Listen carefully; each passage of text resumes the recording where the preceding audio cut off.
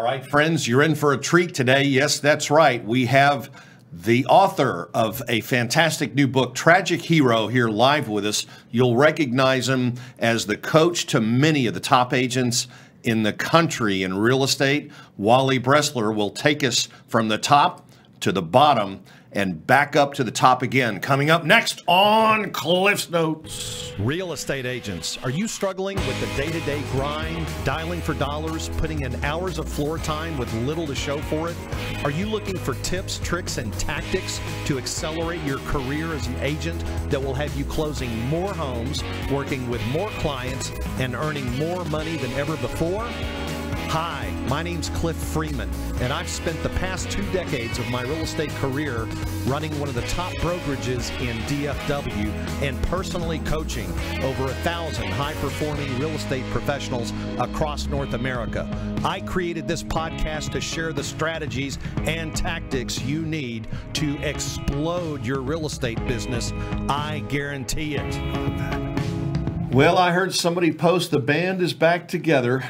And there's not a whole lot of people that would remember what that's all about. But years ago, this gentleman on my far left here took me under his wing when I was getting broken in the coaching business for real estate. And as I said, put me under his wing, taught me almost you kept a few secrets, but taught me almost everything he knew that helped launch my career in real estate coaching.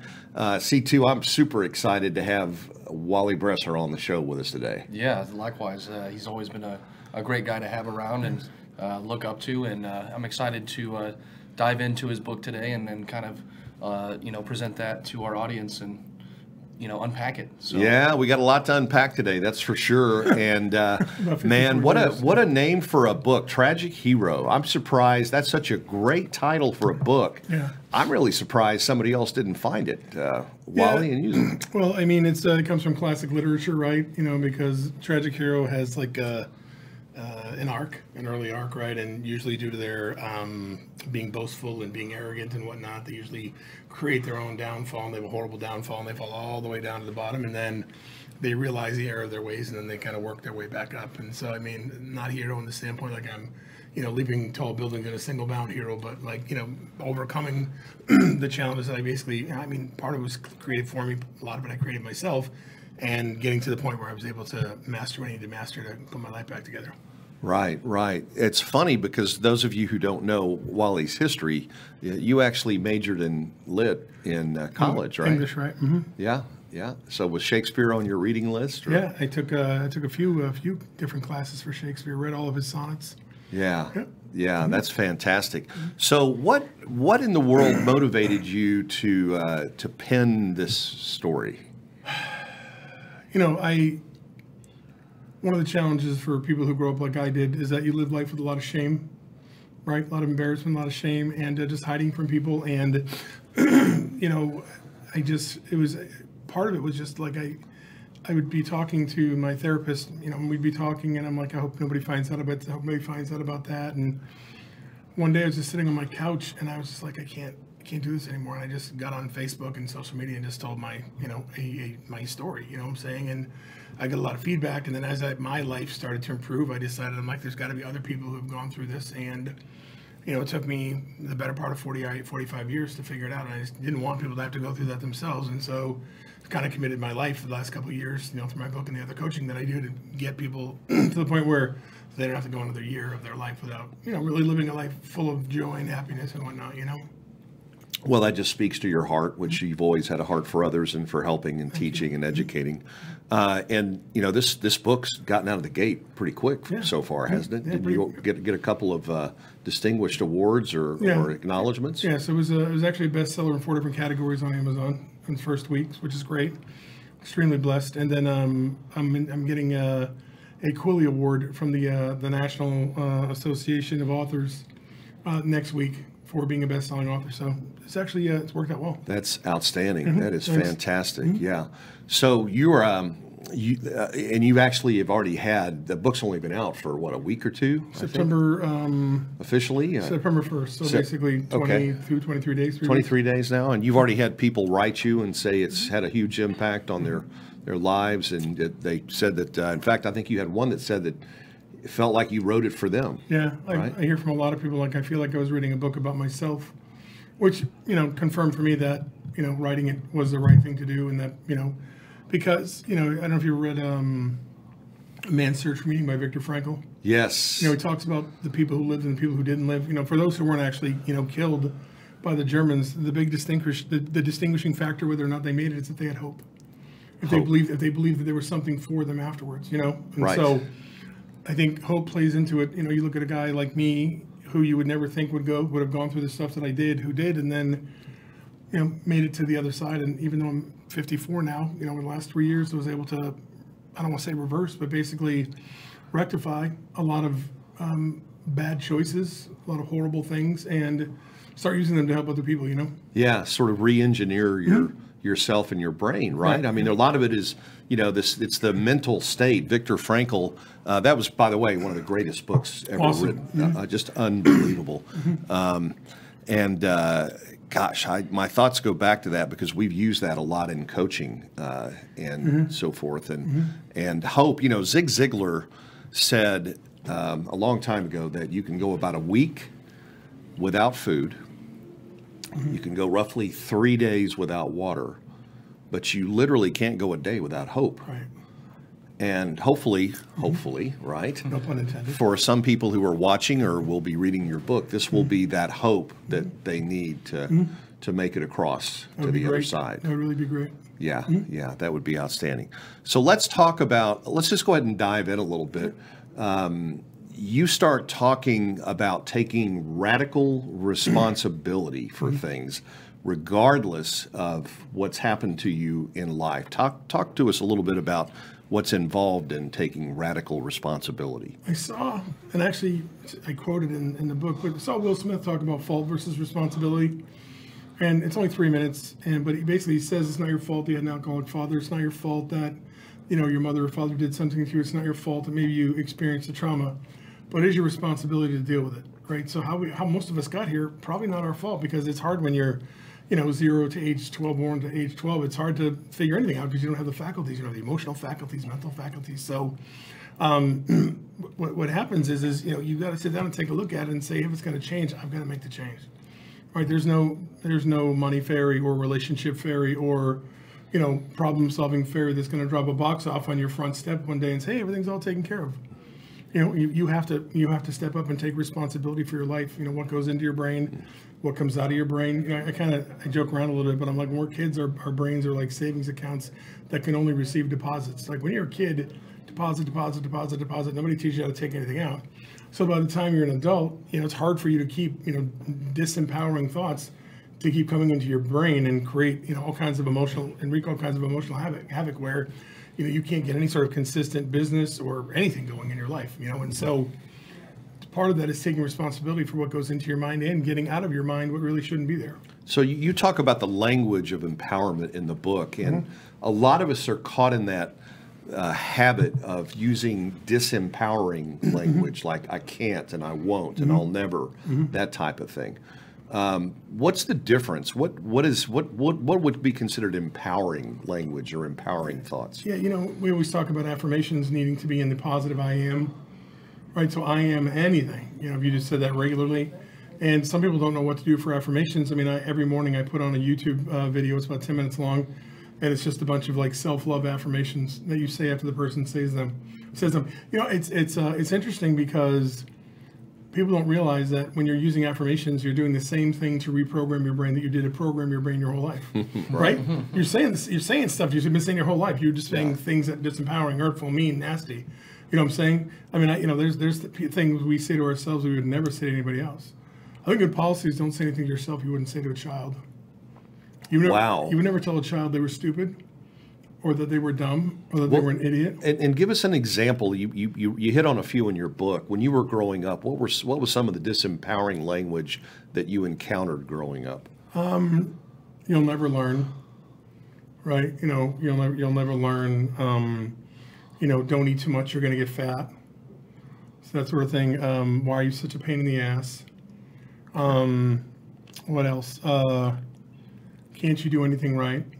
Right. things like that, you know. Yeah. And I don't, you know, for what it's worth, I wasn't intentional, you know what I'm saying? My parents just didn't have the skill set to be those type of parents. And, you know, it's funny because when I was in prison, I read a book called The 7 Things Parents Do to Screw Up Their Children. And really good book. The chapter 1 said the opposite. Stephen Covey? No. Yeah, right. You know, Yeah. urgent but important. No, but he said in the book, he said, you know, the opposite of dysfunction is dysfunction. And so what he said is, you know, I talk about in the book, right, there's epigenetics where, you know, trauma stays on the DNA as it gets passed down from generation to generation.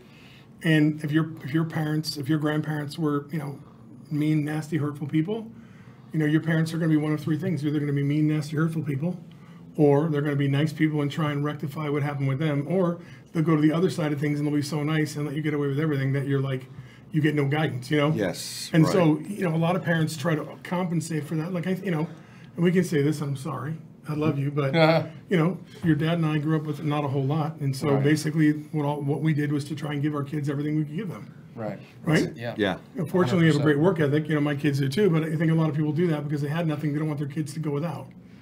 Right? Yeah. And so it's that sort of thing. And I think, you know, we need to take a hard look at and what was said to us as children, especially from our parents, and try and hold 2 thoughts in our mind that, hey, listen, you know what?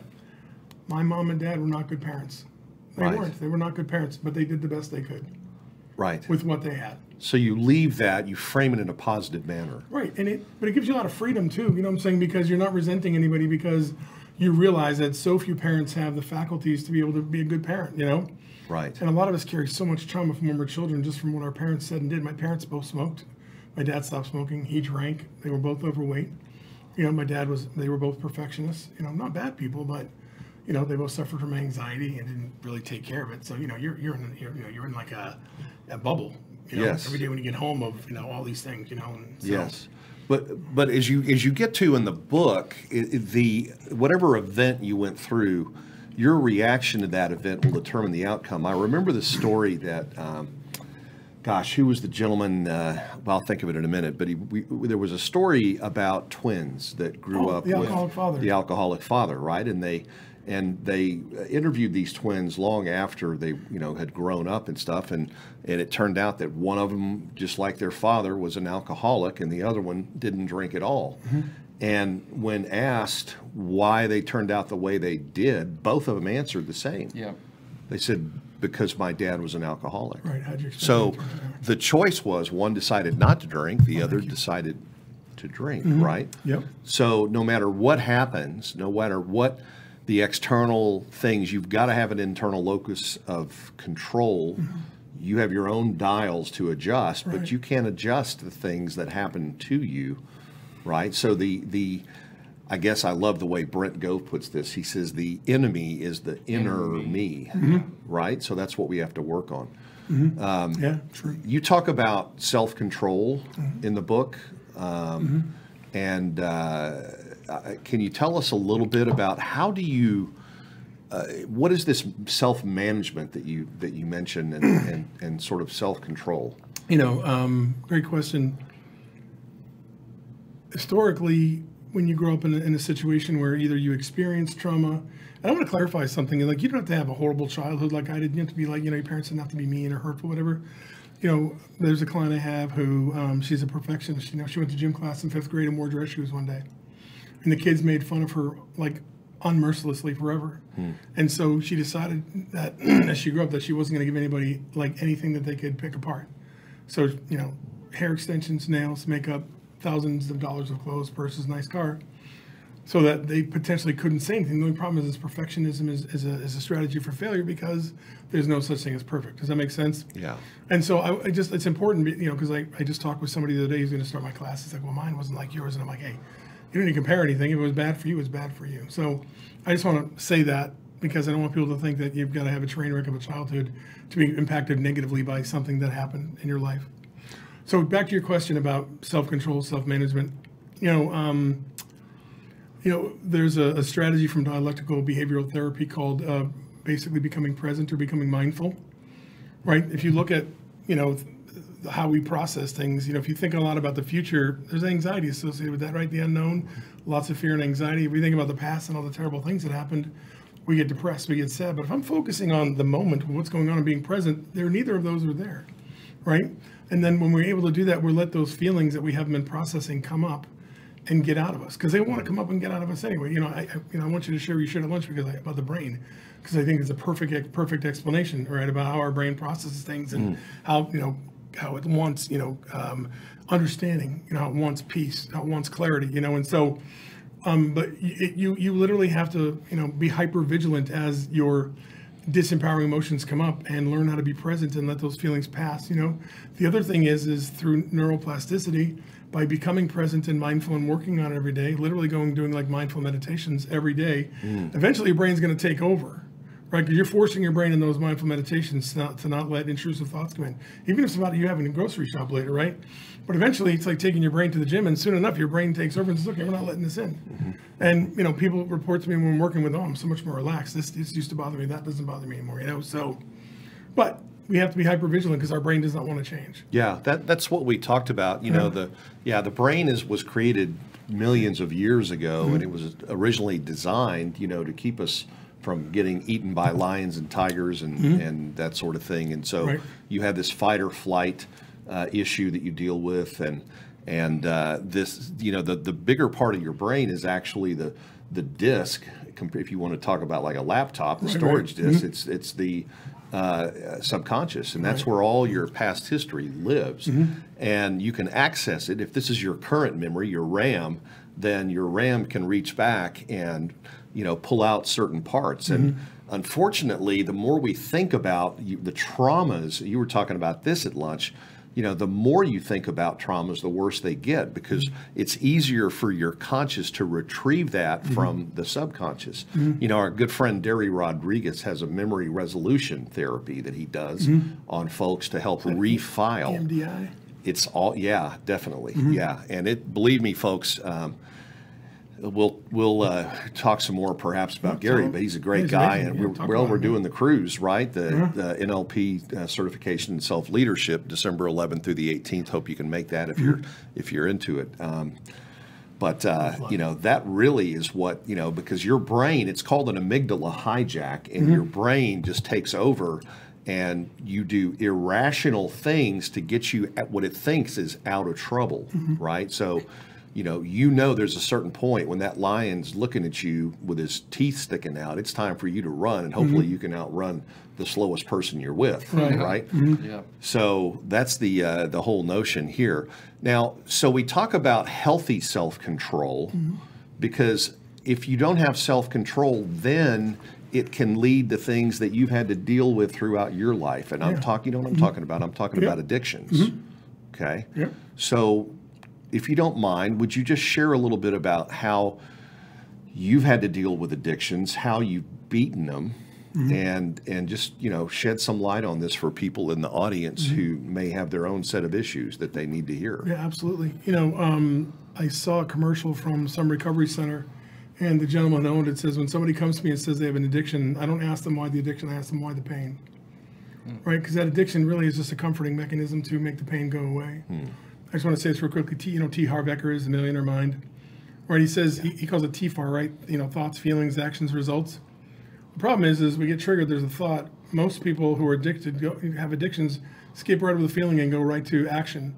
I don't want to feel this, so I'm going to drink, smoke, have sex, watch pornography. I'm going to procrastinate. I'm going to be a perfectionist. I'm saying I'm going to do anything I can to not deal with that emotion. And so, and addictions literally come about as a way of trying to cope with pain that you can't process. So, when I was younger, I come from an Italian family. If you know Italians, communication strategies lie somewhere between getting smacked and getting yelled at. Okay?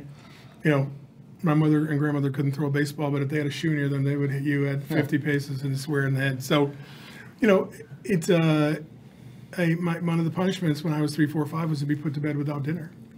And so that created a tremendous amount of uncertainty about being hungry. To this day, I still do not like being hungry. You know what I'm saying? And it's one of the things I'm working on. But the whole point is as my life got more and more painful, I kept going back to food and food and food and food and food, because that's really the oldest, coping mechanism I have, or addiction I have. And then, I was sexually abused when I was 10. when you're sexually abused, historically what they say is you either use sex as ways to get approval and affection, or you avoid it altogether. I was on that side. You know what I'm saying? So I'm 54 years old. I've never had one healthy relationship with a woman. I know I can, and I've worked on myself. I'm a healthy person. I just got to meet that person, but never healthy. All right. And then I started looking at pornography when I was 11. And then, you know, a funny story. I think you saw it in the book. I'm sitting in the living room of my house, and I'm the third. So my dad would go, "Third, come here." I'm like, "Okay." I go in, and I saw one of his adult magazines on the table. I did read this. And I'm like, I am screwed. Like, he knows I've been looking at it, right? Busted, right? Yeah, you know, I've been, you know, I mean, that was like reading the newspaper for me, you know, at that time. And then he said, "Sit down," and he goes, "I want to talk to you about, you know, sex." I said, "Okay." So, and he just said, "Hey, listen, you know, this is a woman's breast. This is her vagina. This is this. Make sure you be nice and ask permission." I mean, that was my sex talk. It was like 18 seconds. And all I could think about is that I wasn't like in big trouble, right? So, you know, so anyway, and then I started having sex at age 12 and 13. That whole time I was being bullied. So my self-esteem was terrible. My self-worth was terrible. And so, you know, and then, you know, growing up poor, I had really big issues around money as well. You know, kids at school had Nike Cortez, they had Levi's jeans, they had better lunches than I did. You know, everything was better. You know, kids would go on ski trips, and we did none of that. You know what I'm saying? And so by the time I was, you know, 14, I was pretty screwed in the head, and I was doing everything I could to avoid dealing with any pain. And basically what I tried to do was use achievements as a way to run my shame, but you can't outrun it.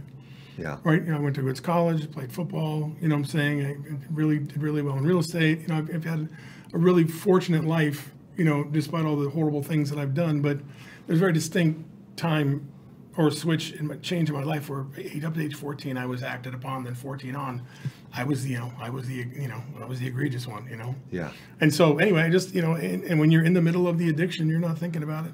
I mean, and you know, if you're addicted to something, some people are addicted to work. We talked about that, you know. Real estate agents staying up until 2, 3 o'clock in the morning because they're afraid that a deal is going to fall apart or something. You know, if you are addicted to something, you need to get to that place where you can, you know, become healthy and manage your emotions and not let your emotions take over to the point where you can't function. You know, that's a great, I mean, I'm glad you tied that into real estate, because there are some real estate agents who've never really had to work in this business yet. And what we're about to see and it's pretty much agreed that we're going to have a correction. It may not be as hard everywhere as it will be in some places, but this is going to be an environment that many new realtors have never experienced before. And it's just time to take heed and to listen. I mean, what we're talking about here, dealing with life, will also be very helpful. Same techniques, same strategies in dealing with the change in the market, because it's going to knock some people off their happy meal. It can be scary. You know, it can be scary for sure. But you know, you have to be able to manage the meaning around that fear and change it from, "Oh God, you know, the sky's falling," to "Things are going to be crappy, but I can sell some houses." Yeah. You know, and then when those disempowering, negative thoughts come in that create anxiety and make you not want to do the things you need to do, you got to stop for a second and get present, become mindful, and just process. And then once it goes by, you know, you can keep moving forward. Yeah, let's go a little deeper in that, because you talk in your book about the internal narrative and how that needs to change, and self-comparison. You compared yourself to people growing up, and it really was not healthy. No. I'd say comparison is the thief of self-esteem. Comparison is the thief of joy. Yeah. Right? Because when you're always trying to compare yourself to somebody, you know, you're never focusing on the good things that you have. You know, I remember seeing, you know, I was in my mentor's house. We were going to a football game back in '95, and in his shower he had all of his affirmations. The only one that I remember is, "I'm great where I am, but I can get better." Like, you have to acknowledge that there's some good things going on, but that you can continue to improve upon that. Right? And, you know, Tony Robbins talks about the meaning you give things all the time. Yeah. Right? And it's really the meaning that we give something that's going to determine how we feel about it and how we're going to respond. That's right. That's right. Incantations, affirmations. You know, the top real estate, John Sy, I love this guy to death up in Vancouver, Canada. He is a beast. He can shake a room. Yeah, we were in Vancouver when he went off on his affirmations, and I mean, he had the plaster peeling off the wall. It was incredible. Yeah. I love it. But, you know, a lot of people look at that and go, well, that's just a bunch of, you know, hocus pocus, smoke and mirrors and all that stuff. But, you know, the reality is that, and this gets back again to the subconscious. If you let the subconscious rule your life, it's going to be horrible, right? And you've got to whip that thing into shape, and it starts with physiology. Tony Robbins talks a lot about how changing your state and so forth works. How does somebody change that internal narrative? You've got to be aware, number one. What's the best way to become aware of a bad internal narrative? So I did some research as I was creating my coaching program, and I did research. I'm like, can you talk to your subconscious? 11 million responses. Like, you definitely can. Like, your subconscious remembers everything you've tasted, touched, seen, smelled, or heard. It's all, but most people, it's like a sandwich, and the things are really painful, tucks it way down at the bottom. But I have people take a little 5x7 index card and just ask the question, what is it that's causing my call reluctance? Okay. Question mark, or what is it that's making me a perfectionist? And, some people get the answer while we're sitting there in the first class. They can see their brains, what I'm saying, and it pops into their head. Some people, it takes a little longer, but, the answer's in there. Yeah. And then once you find out what, I think Rick Carson talked about taming your gremlin, right? Once you find out, what your gremlin's been saying and doing to you, now you can contend with it and start reframing the things you say to yourself, working on your mindfulness, and really focus on, and you have to be, like I said before, hyper vigilant. Like, every time that emotion comes up that's not going to work for you, you got to stop what you're doing. Yeah, you got to stop what you're doing until you can get to the point where you can just stop it automatically. Even though I don't suffer anxiety on a day-over-day, week-over-week basis, I still have anxious moments, and I either tighten my back or my left or right foot, or I force air into my lungs. And now, as soon as I feel that, I'm like, what's going on? And I'm thinking about it, and then I'm like, okay. And I can just self-regulate, and it's done. It's gone. Sometimes it lasts 30 seconds. Occasionally, I get something that's a little bigger or longer, but for the most part, and that's the only way you're going to get to the next level. Yeah, have that self-awareness and recognize that. Yeah. I mean, you did it. I mean, your life fell apart at one point. You know what I'm saying? Yeah. Yeah, what I'm saying? And you had, you could have curled up into a little ball and checked out, but you didn't. I did a few times. I didn't do it in public. Okay, well, listen. Yeah, that was well, here's the thing. I mean, I'm gonna go there. I'm gonna go there. Don't stay there, kind of guy. Yeah. Right. You need to engage in those. You need to let those feelings have those out. moments. Yeah. You gotta don't stay there. Right. Yeah, exactly. Like, you have to put yourself in a position where, hey, listen, I'm going to give myself some time. Right? Zig Ziglar talks about it. He said, you want to be mad? Give yourself a half hour to be mad. Once the alarm goes off, go pick yourself back up. So, it's okay to have bad days. It's okay to cry. It's okay to be upset. It's okay to scream, yell, shout, be mad, be angry. But at the end of the day, once that's over, you got to get to work and keep working on yourself and doing the things you need to do, or nothing's going to change. Right. Exactly. Yeah. Yeah. Just don't make those feelings a part of your everyday life. Right. No. Being okay. Mad, being angry. Build a bridge. Well, what does it say? Build a bridge, cry a river, and get over it. Right? Is that what it is? Something like that? Yeah. Yeah. Exactly. Yep. Yeah. It's a ridiculously active process. Yeah. It's not something you just visit once a week. No. It's on a daily basis. And to your point, I remember when I first started doing this, I was like, I'm trying to think. I had gotten my school loan modified. I was actually at the point where I was not reeling from being in prison anymore and losing everything, and I was trying to get my credit improved. And so one of the guys who works on my credit says, hey, call this company, they'll modify your loan for you. Well, they modified my loan for me, but what they didn't tell me is that they went into my basically United States Education Department account driven by them, and lied on some of the information on my behalf. And so I freaked, and I was not self-regulating well. And I remember I was, 10, 15, 20 times a day, just trying to get to the point where I just didn't let it overcome me, and it takes some time, but you can do it, Yeah. Was that, when did you reach that low point in your life? I mean, the lowest point? Yeah. You would think prison did that, right? But I still had way far to go. You know what I'm saying? I mean, I was in that relationship with that person, and I found out after being with her for 4.5 years, after her taking an engagement ring from me, that she was still married the entire time we were together and lied to me about virtually everything. We even went down to visit her parents and stay with her parents while she was still married. I mean, it was horrible. And so on September 7th of that year, I still remember where I was. I was at the University of Texas against the LSU game. I was on ESPN that night, and I remember calling her sister, and I said, hey, your sister's threatening to kill herself. And she goes, oh, that's her. She's always like that. She's been like that her whole life. She goes, I thought you guys weren't together anymore. I go, what? She goes, yeah, she's with her husband. I go, what? I go, they got back together? She's like, he never left. They never left. They've always been married. And that was devastating to me. Yeah. And, when you spend your entire life making bad decisions and, those bad decisions compound and get worse and worse and worse, it was early October and I decided I was sitting in the chair. I still remember I'm sitting in the chair in my living room and I'm looking out the French doors on the near the deck of the patio and I can see the light. And all I'm thinking about is how I'm going to kill myself.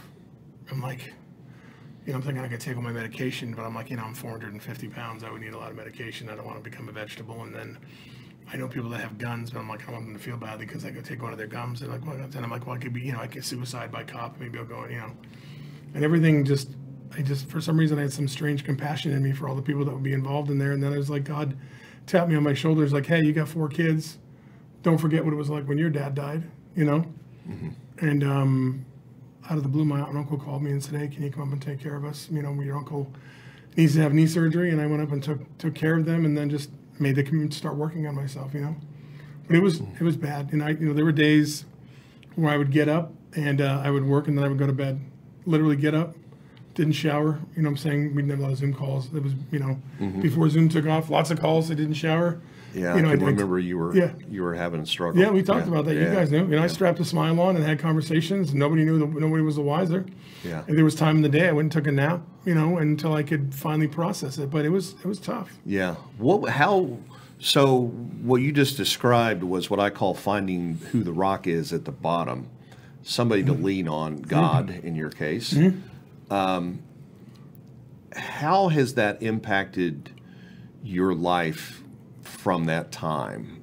Do you, you were brought up drugged like I was to church, right? Drugged to church just like you every Sunday, right? So you had a relationship with God before.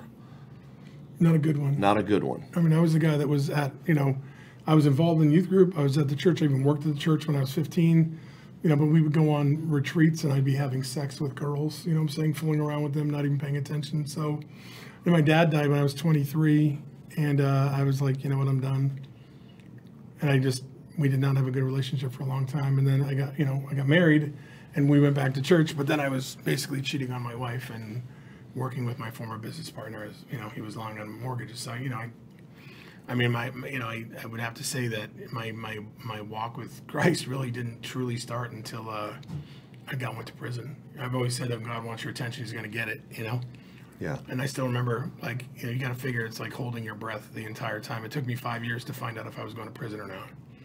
I remember that. Yeah, long time. So my weight got up to like 475, 480 pounds. Remember you saw that picture, and. So I remember, finally, I was at prison. I could finally exhale. And I remember I walked out of the dorm, and then I fell to my knees and I just started bawling because it was like, okay, I can finally exhale, Yeah. And then, I went to church regularly in prison, and then, worked on that, and so, So how's your walk with God now? It's great. Yeah. It's great. I volunteer at church, and I really try and read the Bible and understand it, and live as Christ-like a life as possible. What I'm saying? Right. I'll never even get close to it, but well, have you completely accepted His forgiveness? Yeah. And you know what? It's funny. I didn't think I was going to heaven for the longest time. I'm like, there's no way I'm getting in. That's how I felt because I'd done so many horrible things. Yeah. Yeah. You don't believe that way now? Oh no, not at all. Yeah. I may not get a front row seat. What I'm saying, but. It's going to be standing. It'll be standing room only. Yeah, right. Yeah, pretty much. Yeah, and there'll probably be some elbow room there too. Yeah. So no, it's definitely been really good. And I go to church. Some of my best friends are Christians, like you and guys from church, and I try and pray and read the Bible and go to church and really, ask myself because I really never had a moral compass. I'm saying if I wanted to lie, I would lie. If I wanted to eat, I would eat. If I wanted to have sex with somebody, I would have sex with them. I'd watch pornography. It didn't matter. Yeah. I didn't think about it, Yeah. And now I stop and check in with myself, like, is this something you really should be doing or, even thinking about it. So it's entirely different, especially when you grow up a liar. I started lying when I was like 5 and 6 because I would be punished even if I did anything wrong. I'd get set in the corner. So I would try and avoid getting punished. So, but anyway, I'd get punished. And so I'm like, I'm just going to lie. Yeah. I remember you wrote in the book that you used to love getting busted at school because It's like you were keeping score on any time you could get in trouble with a teacher. Oh yeah. It was because my mom was in education. She was one of the top educators in the city where I grew up, and so I think I said in the book, like, nobody could figure out why Julia Bressler's kid was in the principal's office, every day. Yeah. It was a mess. Yeah. I'm saying, and crappy things that already happened, but yeah. Yeah. Yeah. So toward the end of the book, you have a chapter called Truth or Consequences. Mm-hmm. What's that chapter about? It's about being radically honest with yourself, radical transparency, radical honesty, and then taking radical responsibility, like looking at things and saying, hey, this is not good. It's not good at all. Okay. And being strong enough to say, I need to make the change and it's going to be me. But the other thing is so many people are worried about what other people are going to think of them. They're so worried about being accepted and approved of that they don't do the things they need to do to take care of themselves. And so they'll talk themselves out of it. And, you have to own up, because if you don't, there are consequences, and every time you engage in addictive behavior, it strengthens that addiction, right? To make sense, it makes it even stronger. So, you have to be honest with yourself, as painful as it is, as much as it sucks. If you need to get out of a relationship, if you need to get out of a job, if you need to start doing something, you need to start doing it, or nothing's going to change. And from my experience, things are only going to get worse. And they will. And, you can stuff it down and it'll come back up, and you can stuff it down. Your brain's like, we're still dealing with this. And it's going to keep bringing it back up until you deal with it. Yeah. Is it compounding interest? Is that what you would call it? Yeah, just in reverse. In reverse. Compounding. Entropy. Yeah. Interest owed, right? Yeah, right, literally, yeah. Or But compounding chaos. Yeah, right? for sure, yeah. I mean, you're like, first I got to lose 25 pounds. Then I got to lose 50 pounds. Then I got to lose 100 pounds. Then I got to lose 150 pounds. Then I got to lose 200 pounds. You know what I'm saying? It just gets worse. Or, coming home from prison and having to literally reestablish relationships with all my children, one of whom would not talk to me for almost a year. Yeah.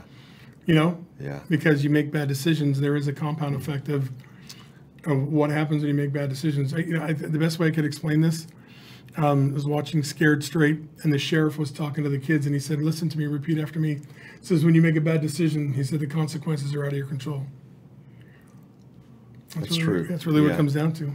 Yeah. So you had some professional help and support to help you through this. Yeah, I had to. Is this a DIY thing to get squared away? Or if somebody out there is watching right now who's trying to do this themselves, before they hit that moment of like, how am I going to kill myself?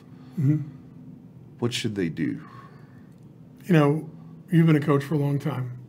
We have clients who, horrible marriages, terrible with money, cheating, I'm saying, just because their life is a train wreck. And we probably do as much life coaching and counseling as we do coaching business, That makes sense? And so, you get good at it. And it was funny because I'd be sitting and talking to Kelly, and she'd say something. I just said that to somebody today. I can't believe I just said that to somebody today. And I would get frustrated. I'm like, why? I'm like, I've been doing this for years, helping people like that. And she's like, you can't be your own coach. You can't be your own therapist. You can't be your own counselor. You can't look at it from the outside. You don't have the thought process that you need. You don't have the belief systems, the words. So you need help. Everybody needs help. And it took me almost 8 or 9 months to actually be like, okay, I got it. Okay. But it's, can you lose weight? Sure. What I'm saying? There's a lot of things you can do for yourself, but making permanent change requires some sort of external influence where people can give you opinions and thought process and ideas that are different than your own. Yeah. So let's just kind of, as it relates to real estate, a lot of people get in, not a lot, some get in this business thinking they can do it all themselves. Yep. What's the role of coaching, and how important is it, Wally, that people, and when should they seek out the help of a coach, a professional coach? I think to your point, when should they? I think as soon as you get as far as you think you can get on your own, you go find somebody. Historically, you're going to need to probably be selling around somewhere between 24 and 40 houses, right? That's just about where most people show up. But yeah, if you really want to accelerate your results and get great results for yourself, there's people who can collapse time for you dramatically. You know what I'm saying? And so I think everybody needs a coach in all kinds of areas of their life, not just with business, but on, life and relationships and money and, whatever you can do, because there's folks that are out there that know so much more than you do that you can leverage that, will get you results a lot faster. But, especially in this market, we started coaching in the Great Recession. That's right. Right? Yeah, Yeah. we sure did. Kinder restarted in 2008, and that was pretty much when the top of the Titanic was still almost ready to go down. That's right. But some of the most successful real estate agents on the face of the planet, went through the Great Recession, Cut their teeth in it. They made it through there, and now they know they'll be able to deal with anything. So, but they got coaching because they knew there was no way to handle it. Be humble enough to realize you don't know everything. And set your ego to the side as well. Yeah. So, what are the characteristics of somebody who is going to be successful in real estate? Have you figured that out yet? I get asked this all the time. I would have to say being an implementer is probably the top of the list. Okay. Taking action. Right, you used to hear all the time, once you make the decision, the how will take care of itself. Go and implement. You know what I'm saying? You can learn how to write a contract while you're writing a contract. Right? Thank you. You can learn how to show a house while you're showing a house. Right? But sitting down and learning all that ahead of time is not going to accelerate your results. In fact, it's going to impede them. Delay it, yes. Yeah, even better, more. Because you overthink about the process. 100%, yeah, right. You're almost crippling yourself. Paralysis, By what do they call analysis. it? Paralysis. Yeah. Spot on. Yeah. And I think being an implementer and taking action is probably, the number one thing that anybody can do to get results. And then I would say the other thing is being humble to get feedback and learn, right? And not take it personally. Right? Just, somebody's giving you feedback not because they're trying to hurt you, because if they tell you something, they could save you hours, days, weeks, months. Right. And I would say the last thing is you have to be ambitious.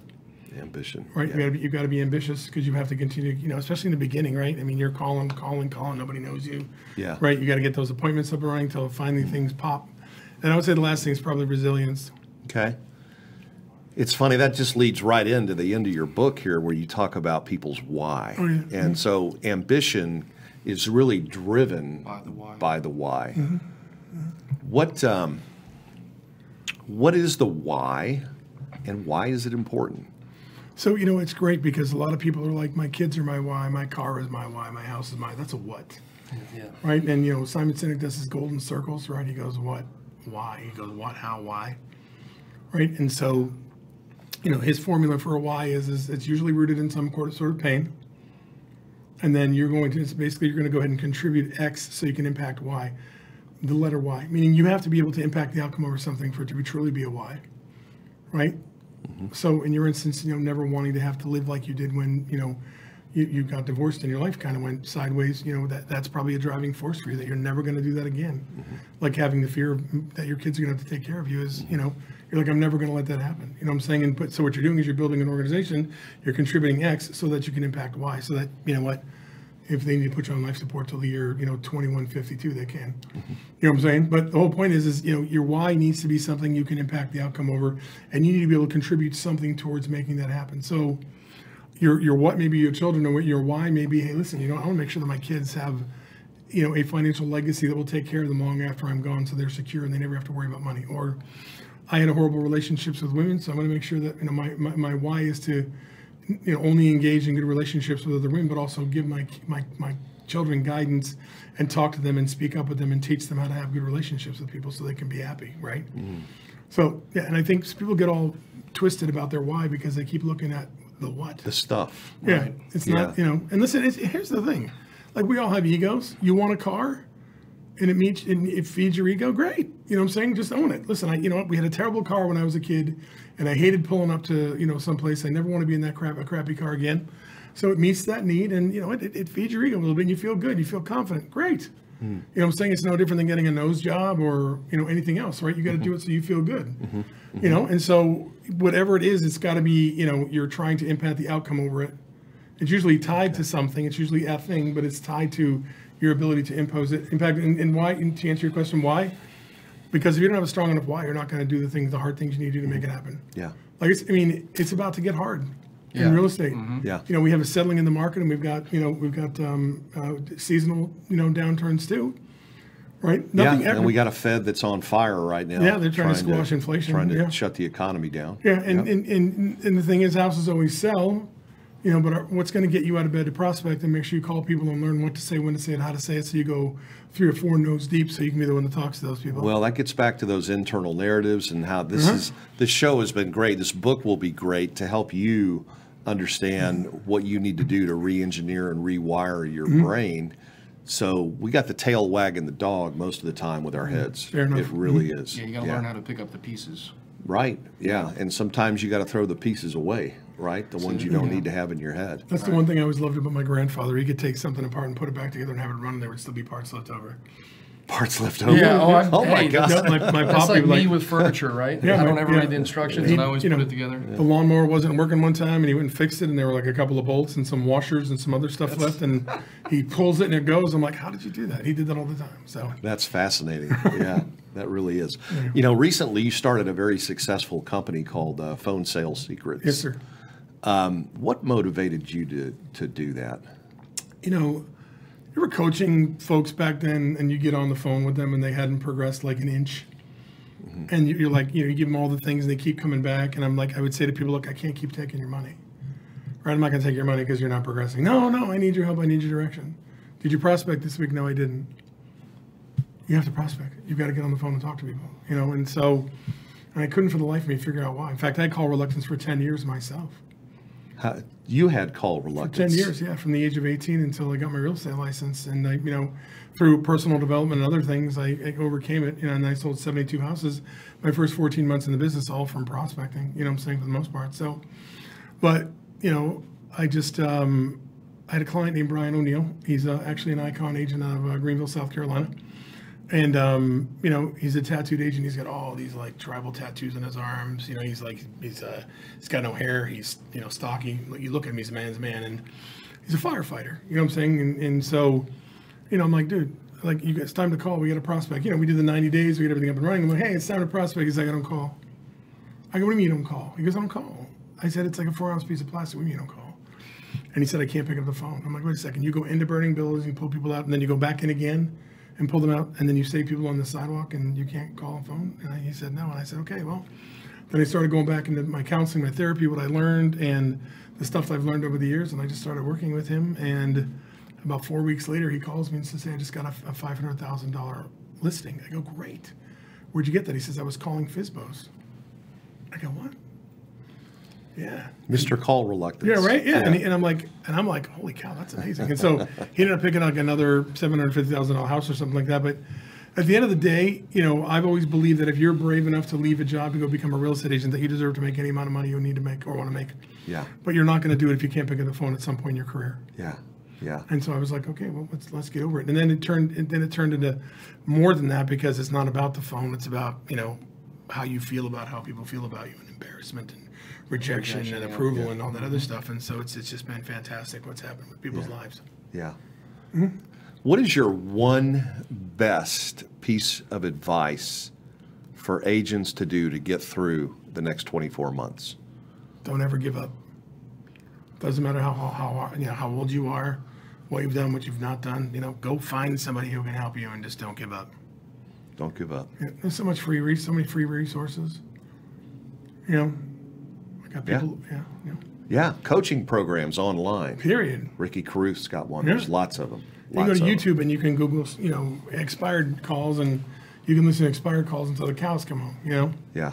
Right. It's information overload nowadays. But education without action is just entertainment, right? I like that. Nice. So, yeah. I mean, there are some agents watching the show right now that think they're working when they're fiddle farting around on social media and Instagram. So forth. I don't know who said this, but they said hell is when the man you are meets the man you were supposed to become. Right, when you're out there, and that happened to me a few years ago when things were kind of crazy. I met somebody and we talked. We had a similar background, and he was just then I'm like, oh wow, I'm like, you got to be kidding me, Oddly enough, I was so mired in my addictions, I just kind of brushed it off. But don't give up. Go find somebody, learn what you need to do, and just don't give up. Yeah, because it's never too late. What about the people you hang around? Is that important? 100%.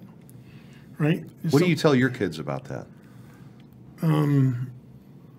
Choose your friends wisely. I said, guilt by association is called guilt by association for a reason. You know what I'm saying? I mean, you don't spend time around people that, don't build you up, and who you can't grow from and who can't grow from you. You know what I'm saying? People who don't treat you well. And values got to be there as well for both people, both parties. 100%, yeah. Right. Yeah. Yep, just, and we have conversations with them about people too. Like, hey, I saw you hanging out with so-and-so. What's going on with that? and we're like, you can't hang out with that person anymore. Yeah. It's always out of the best interest of the parent, right? What did I used to tell you about hanging out with? How many years did it take you to realize that? What are you, 28? 27. Yeah, so- But, yeah, you know, you can either fly with the eagles or soar with the eagles or hang with the squirrels. Hang with the turkeys. Yeah, don't be hanging out with the turkeys at night. If Mm-hmm. you wanna And, but fly with that's the such a eagles in true the morning. statement. And I mean, I definitely, you know, frame my life around that mantra. Is you are the 5 people you hang around. You will become the 5 people you hang out with the most. And, you know, the 5 people you hang out with is a direct reflection about who you are as well. Yeah. Your own, yeah. Yeah, for sure. For sure. You have a final word for Holy cow. I know. It's over. I know. Do you have a final Holy word cow. for our audience of aspiring realtors who are just craving hope right now for this uncertain future we got going ahead of us? I know you said that don't give up. Is there anything else? What about you mentioned implementation. What about time management? Is that an important skill to I mean, develop? time is your most valuable commodity, right? I mean, you can't make more time. You can make more of everything else, just not time. I guess I would say, if I were to tell somebody right now, like, if you're going to do it, you got to be all in. You can't, there's no part-time. There's no, I'm just going to call my friends and family. I'm just going to do open houses. You got to be all in. Yeah. And I've learned that, once you commit to something and you do what you're supposed to do, that whatever's supposed to happen happens. So, things conspire. Like, I think you've probably seen this before too. You start coaching somebody who wasn't doing well, and then 90 days later, they're like, man, all these deals are coming my way. They're not falling out of the sky. I'm like, they're not falling out of the sky. You're just doing what you're supposed to be doing, You want to get hit, go play in traffic, right? So you just, Right, no shit. You want to get hit, go play in traffic. But the whole point is you got to be all in. Yeah. Yeah. Right, you have got to to. play full out. You know what I'm saying? And if you don't, there's no reason to stay. Houses are going to sell, right? Even when things sucked before, 4.1 million houses sold, or resale houses sold in 2008, right? We lost 400,000 real estate agents, so everything evens out. Yeah. It's like across the board on our team. It's amazing how much better the leads get when they get their scripts and dialogues together. These are great leads. Oh, that was an awesome lead. Yeah, they sucked before, but now they're good leads. How'd that happen? Yeah, amazing. The script. Yeah. Well, Wally, it's always a pleasure thank you. to have you on the show here, and Appreciate I'm you so guys proud of you. immensely. This, Thank you. I dogged you about this book for a while. You were and on me like a rat in a Cheeto. I'm glad you finally penned it, and it's one. If you don't have it in your library, you need to give it. That's a great looking cover, by the way. Thank you. I think you did such a great job with Thank you. that, and Appreciate that. so excited for you. Thank And you. again, you're headed to California for awards here coming up soon, and Yep. and Pretty excited about that too. yeah. If somebody wanted to get an autographed copy of your book, what would they need to do? If they, You going to do an event somewhere, maybe? Or, I mean, I'm thinking about doing one in California in December, but if you want an autographed copy, just send a copy. I'll get you my address. You can send it to me, and just send me an extra $8 so I can send it to you, and I'll sign it and send it to you. Yeah. Okay. All right. That sounds great, man. Yeah. Or we may have a pop-up Wally. We might have to. Wally book sale or something at one of our events or something. Like. We'll drop the link in the comments. Yeah, we'll put it that in way the you comments. can find on Thank you. Amazon. And if anybody wanted to reach out to you, because you're still coaching some of the top agents in the country, and I know your schedule's super busy, but you always seem to find time to talk to people who are really in need. What's the best way to reach out to you? You can email me, Wally at phonesalessecrets.com. A lot of people hit me up on Facebook and Messenger too. So Okay, super. I always respond. Yeah, Very accessible guy. yeah, he is for sure. Thank you. Well, brother, we love you. We Love thank you you too. for Thank being you. here. Appreciate you guys. Thanks. Very proud of you, man. Thank you. And it's great to see you at the top again. Yes. After that roller coaster. Agreed. And I know that you're gonna be affecting and impacting a lot of people in the future going forward. That's So, my hope. Yeah. yeah, and Wally helps our team, the Cliff Freeman Group. Obviously, you're involved on a daily basis with our team and helping them sharpen their, iron sharpens iron, sharpen their skills, and we're so grateful for the love that you pour into them as well. Thank you. I'm grateful to be part of your organization for sure. All right, folks. Well, I think Trellis, you out there? We have to say hi to our man here. Y'all got a lot of good information out today. I'll tell you, we unpacked it today, didn't we? A lot of good inspiration too. Yeah, yes, sir. You got any good inspiration for Monday night? You got a line yet? I don't. No. I'm scared to even say, to be honest. Big rivalry. I'm honestly scared to say. Yeah. Who would? It's the Giants and the Cowboys. Right, okay. Who would have thought they whip up on Cincinnati or even have a? I did call that chance? one. You did call it. We in a co-worker. Oh my gosh! Wow. We taking one game at a time. Yeah. Well, we're going to have a sports legend in the broadcasting business with us next week. Brady Tinker is going to be on the show. Oh, nice. Yep. Brady has decided to transition into real estate with our group, and we are super excited to welcome him. He's gonna get out of the gate like a freaking hurricane. So I'm just totally pumped, and it's going to be great to have somebody that really knows what they're doing behind this desk up here. Yeah. Maybe I can get him to interview me or something. I don't know. When you brought up hurricane, I immediately thought of Puerto Rico. Yeah, Puerto Rico. Keep our those friends and we have a lot of friends down there, and I understand folks they that may be live getting there. their power back on, is what Kevin Johnson Water, said. yeah. Mm-hmm. Yeah, it's pray for, tough down there right now. Yeah, pray for them. Thanks again, guys. Yeah. Thank you, okay. Wally. All right, folks. Well, catch us next week, and Brady Tinker will be sitting with us, and we'll see you guys at the top or from the top here on Cliff's Notes. All right, folks. Tune in to Cliff's Notes every Thursday at 1 o'clock Central for the tips, tricks, and tactics to explode your business. I guarantee it.